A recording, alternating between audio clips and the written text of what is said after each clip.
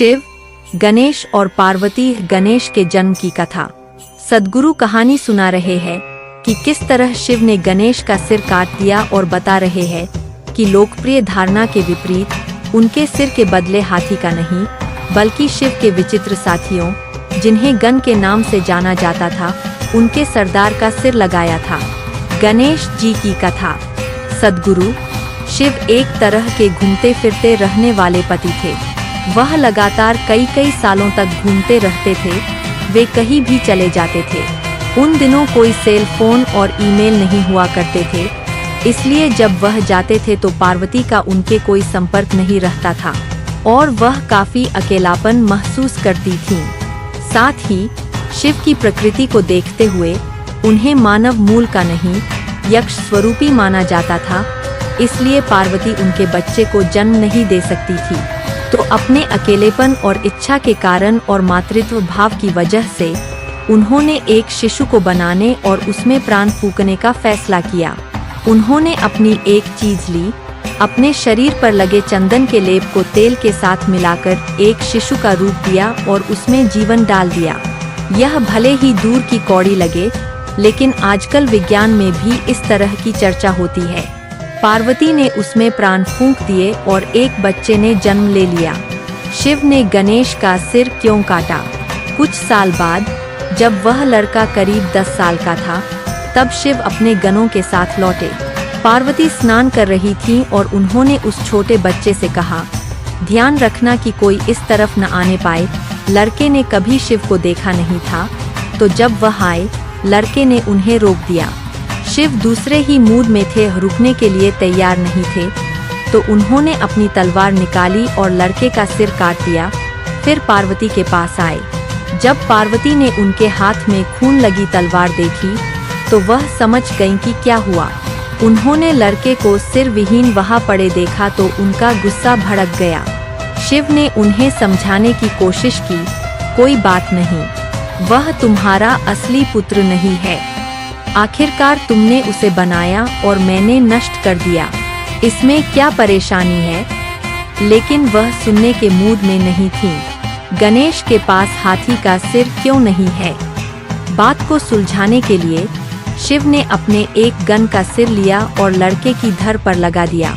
गणेश चतुर्थी वह दिन होता है जब उनके सिर को दोबारा लगाया गया था। शिव ने गणों के सरदार का सिर लेकर इस लड़के पर लगाया था, इसलिए वह बोले, अब से तुम गणपति हो, तुम गणों के सरदार हो। बाद में जाकर कैलेंडर कलाकार इस दूसरी तरह के प्राणी को नहीं समझ पाए और उन्होंने एक हाथी का चेहरा बना दिया। कथाओं में बताया जाता है कि कैसे गणों के अंगों में हड्डियां नहीं होती थीं। इस संस्कृति में हड्डियों के बिना किसी अंग का अर्थ हाथी की सूंड से लगाया जाता है, इसलिए कलाकारों ने हाथी का सिर बना दिया। आपको मानसरोवर के किनारे कोई हाथी नहीं मिलेगा क्योंकि वह इलाका उनके लिए सही नहीं है। वहाँ एक हाथी के लायक हरियाली नहीं है। शिव हाथियों को काटने नहीं गए होंगे, इसलिए गणेश के कई नाम हैं, गणेश, गणपति, विनायक, लेकिन उनका नाम गजपति नहीं है। गण शिव के साथी थे। हम नहीं जानते कि वे कहाँ से आए थे, लेकिन आमतौर पर कहानियों में उन्हें ऐसे प्राणियों के रूप में दिखाया जाता है जो इस लोक के नहीं थे। उस जीवन की बनावट इस जीवन से बहुत अलग है जिसे हम जानते हैं। आजकल आधुनिक बायोलॉजी साफ साफ कहती है कि एक कोशिका वाले जानवर से जीवन के सभी जटिल रूपों और मनुष्य की रचना हुई, लेकिन जीवन की मूलभूत प्रकृति वही है, उसमें बदलाव नहीं हुआ है। वह सिर्फ और जटिल होती जाती है। लेकिन गणों के जीवन का बनावट हमारे जैसी नहीं थी। वे धरती पर नहीं बने थे और उनके अंग बिना हड्डियों के थे। अगर आप अपने शरीर को अलग अलग तरीके से इस्तेमाल करना चाहें, अगर आप आसन करते हैं तो आप सोचते हैं कि काश आपके शरीर में हड्डियां न होती। मैंने 11 साल की उम्र से योग करना शुरू कर दिया था, इसलिए जब मैंने 25 साल की उम्र में हठयोग सिखाया तो लोगों ने मुझे देखकर कहा, अरे तुम्हारे शरीर में तो हड्डियां ही नहीं है, तुम हड्डी रहित हो। यह हर योगी का सपना होता है कि एक दिन उसके अंगों में हड्डियां नहीं होंगे ताकि वह जो चाहे वह आसन कर सके। गोलमटोल विद्वान। हजारों सालों से गणेश चतुर्थी मनाई जा रही है और गणपति सबसे लोकप्रिय और भारत से सबसे ज्यादा बाहर जाने वाले देवता बन गए हैं। वह बहुत लचीले हैं। वह कई रूप और मुद्राएं अपना सकते हैं। वह शिक्षा के देवता भी है।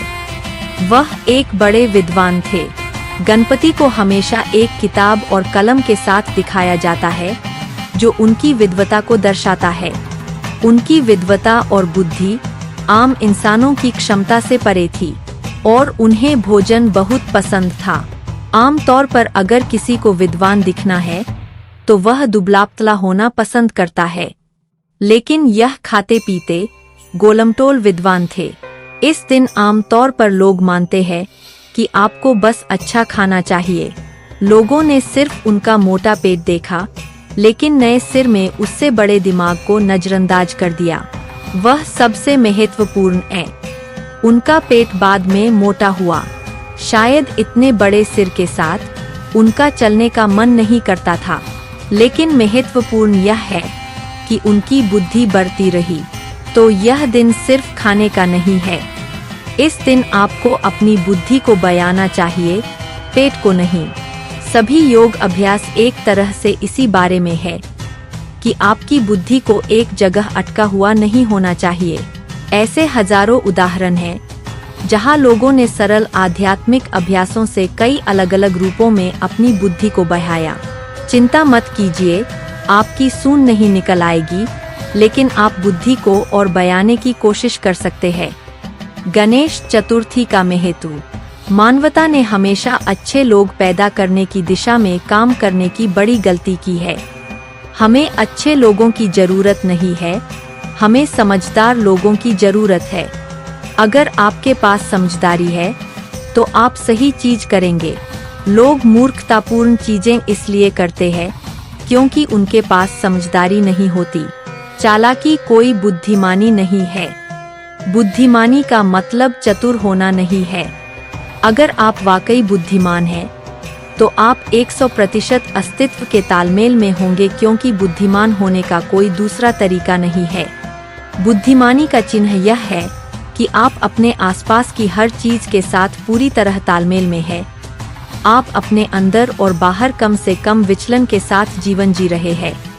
गणेश चतुर्थी कम से कम अपनी बुद्धिमानी को बयाने की कोशिश शुरू करने का दिन है। अगर आप सुबह में आसन करते हुए बिना हड्डियों के हाथ पैरों के लिए मेहनत करें तो ऐसा हो सकता है